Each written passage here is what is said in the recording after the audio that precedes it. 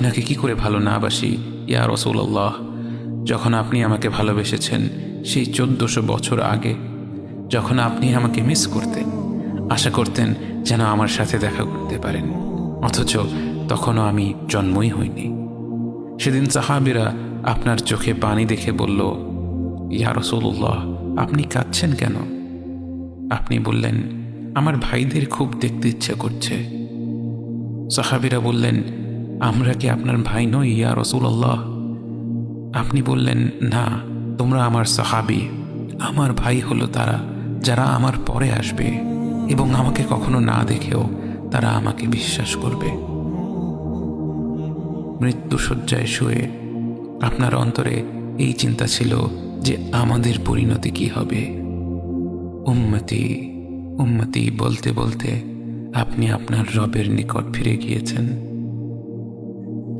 আজ আমরা আপনার উম্মতের অংশ। বিশ্বজুড়ে আপাত দৃষ্টিতে আমরা হচ্ছি সবচেয়ে অপদস্থ, নিরুপায়, পরাজিত, লাঞ্ছিত, অথচ বাস্তবে আপনার উম্মতের অংশ হওয়া যে গোটা বিশ্বের সব সম্পদ পাওয়ার চেয়েও মূল্যবান ব্যাপার। আজ আমার মনে যত আশা, যত আকাঙ্ক্ষা, যত স্বপ্ন, যত চাহিদা, সব কিছু পেয়ে গেলেও নিজেকে এতটা সৌভাগ্যবান মনে করতাম না যতটা মনে হয় আজ আপনার উম্মতের একজন হতে পেরে। কাল হাসরের ময়দানে যখন গোটা মানব জাতি এক নবী থেকে আর এক নবীর কাছে ছুটে যাবে, আল্লাহ যেন বিচার প্রক্রিয়া শুরু করেন এবং প্রতিটি নবী নাফসি নাফসি বলে মানুষকে ফিরিয়ে দিবে। অবশেষে যখন সবাই আপনার সামনে হাজির হবে এবং আপনি গোটা মানব জাতির প্রতিনিধি হয়ে আল্লাহর সামনে সেজদা করবেন, সেদিন আপনার উম্মতের সদস্য হওয়ার পূর্ণাঙ্গ মর্যাদা প্রকাশ পাবে।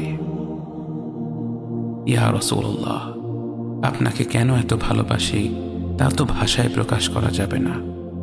তবে যতটুকু ভালোবাসা আপনার প্রাপ্য ততটুকু তো আপনাকে ভালোবাসতে পারি না।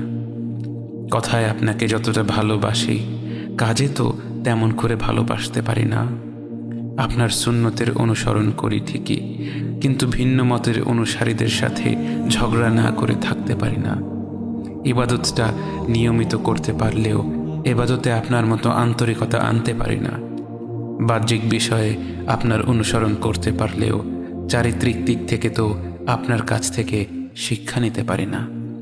মুখে আপনার প্রতি সালাওয়াত পেশ করলেও কাজে কর্মে উম্মতে মুহাম্মদ হিসেবে আপনার সম্মানটা রক্ষা করতে পারি না। রাসূলুল্লাহ, হাবিবুল্লাহ, নবী